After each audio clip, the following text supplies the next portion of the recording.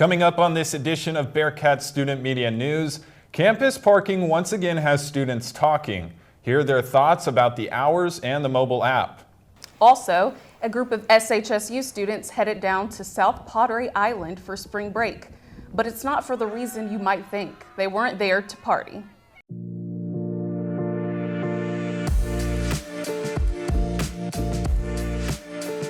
Live from the Dan Rather Communications Building on the campus of Sam Houston State University, this is Channel 7 News. Good afternoon, everyone. I'm Hunter King. And I'm Talia Harrell. Welcome to Bearkat Student Media News. Parking on campus always stirs up conversations among students. As Bearkat Student Media's Bryce Berry tells us, they're now talking about parking hours and the Park mobile app. Parking on campus is always a hot topic for SHSU students. There's been talk of changed parking hours and when students can park without a permit and not be ticketed. But campus parking officials say nothing has changed. The original 7:30 a.m. to 5 p.m. hours remain the same. But do students believe these hours are reasonable? 7 all the way to 5 as, what I think is, I think it's a pretty reasonable, time lot for people to park because, by 5, everybody's out of work. I think that the parking times should be pushed to earlier instead of to 7 o'clock because I feel like it's too late if there's an event on campus or something. With the Park mobile app allowing students to use the parking spot for one day or just 1 to 5 hours, does the app give enough time for students to attend classes? I believe that the parking pay by hour should not be a set time, but more should be customizable per student that needs it. Give students appropriate time to get to class. It's super simple. All you have to do is just park your car, and when you're walking to class, you can just just buy your how much time you want. If students fail to pay the parking fee, they can be from $30 to $180 depending on the violation. So, does the fine seem reasonable? I really don't think they're that bad. There's only a certain amount of things you can't do, like park backwards in the spot, can't park on a line. With the flow of tickets to parking passes to cars to buses, parking at Sam Houston State is a habit students perform daily. So, should anything about parking be changed? No. No. Yes. No. Parking seems to be a mixed bag from those we talk to. From fees and fines to enforced hours, everything seems to look at the issues differently. From the campus of Sam Houston State University, Bryce Berry, Bearkat Student Media. Students gain direct access to the heads of campus. Ask the Presidents is a student government event that happens once a year in March. The event gives students an opportunity to ask Sam Houston President Elisa White and Student Government President Veronica Calderon any questions that they might have. Questions usually range from topics surrounding student life concerns, diversity on campus, and administrative decisions. I believe the Ask the Presidents is very important because it allows the student body to get to know who the university president is, and it allows for us to understand her personal thoughts on certain issues here at Sam Houston. Students also believe Ask the Presidents should happen more than once an academic year since having access to the university president is valuable and a necessary experience.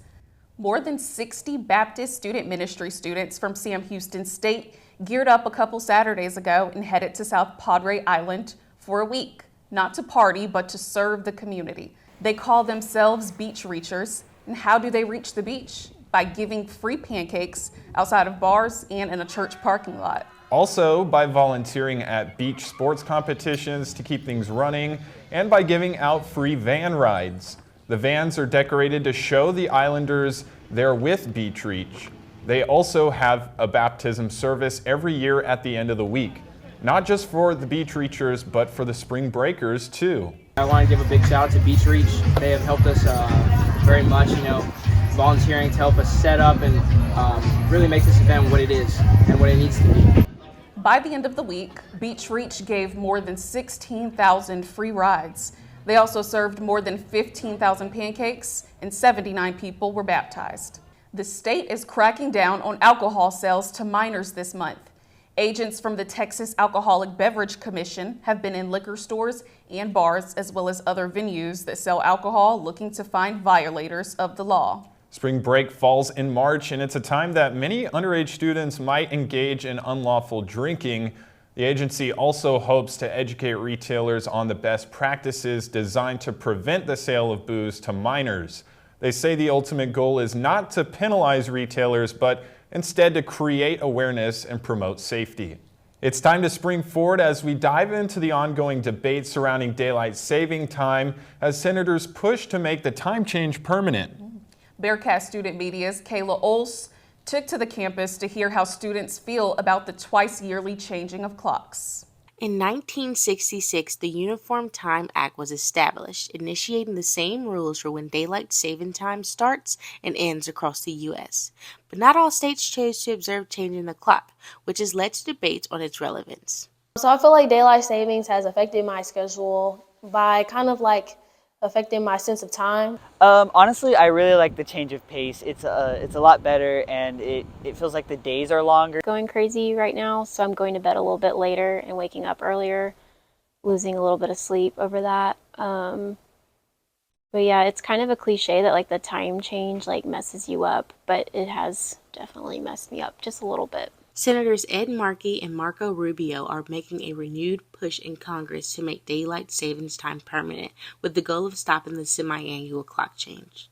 The Senate passed the previous bill a few years ago that would have ended the practice, but it stalled in the House. They're back at it for round 2. I would say I'm for it, maybe. I don't understand why we have it, to be honest. I don't think we really need to be pushing the hour back and forward. I think we will live getting rid of that. The proposal argues for economic, energy, and health benefits of longer evening daylight, though it faces opposition over concerns of darker mornings for school children. As the debate heats up, the future of how Americans will experience time hangs in the balance. In Huntsville, Kayla Ols, Bearkat Student Media.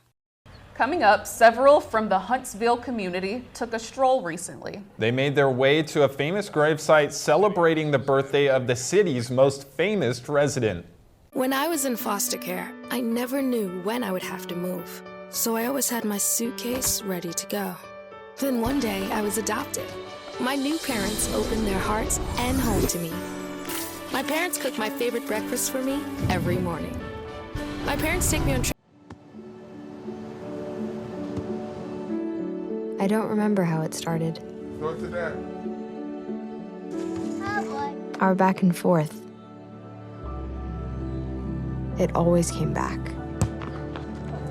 Dad! You probably don't remember what you told me, That was perfect. but I heard every word.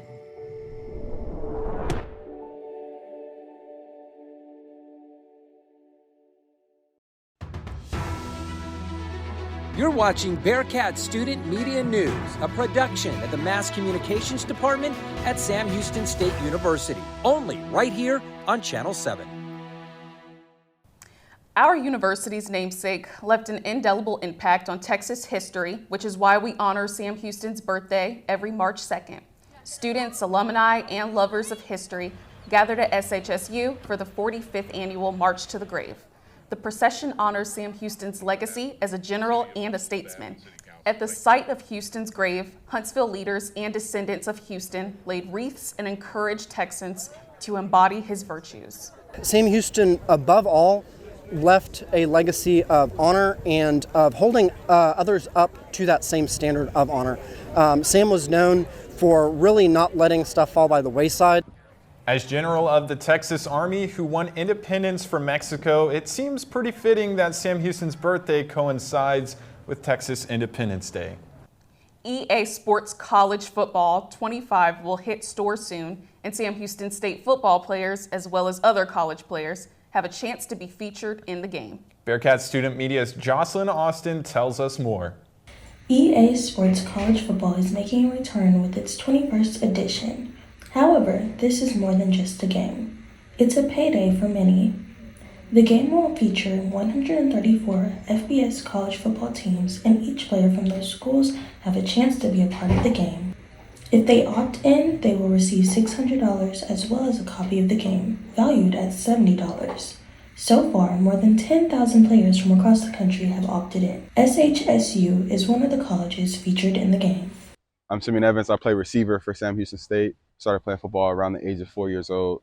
Like most football players, Simeon grew up playing football and also grew up playing football video games, so the chance to be in one is like scoring a touchdown. It went into hibernation, I guess you can say. They stopped making the games for since 2014. So this is the first year since 2014 that the game is going to be coming back out. And I've been playing the game since I was a little kid, so it's exciting. This is also a turning point in history. Due to NIL rules, college athletes were not allowed to get paid for outside activities and brand deals, and were even punished for making money off of their own name. With the new NIL rule, it allows athletes to make profit off of their name, image, and likeness. Like having my name being in the game, I'm able to receive some profit. The process for the players to opt in was quite simple. They sent the email with the instructions on how to get in the game. So we have to download an app called Compass NIL. And basically, we just went through the app and filled out information about ourselves. But that didn't guarantee the players would be part of the game. When they'll decide who actually is in the game, and then from there, they'll send the money to us and we get a free copy of the game. The game will be released later this year. In Huntsville, Texas, Jocelyn Austin, Bearkat Student Media. Only about a quarter of those registered to vote in Walker County voted in the recent primaries. According to the Huntsville item, out of roughly 37,000 registered voters in the county, only about 9,400 cast a ballot on Super Tuesday.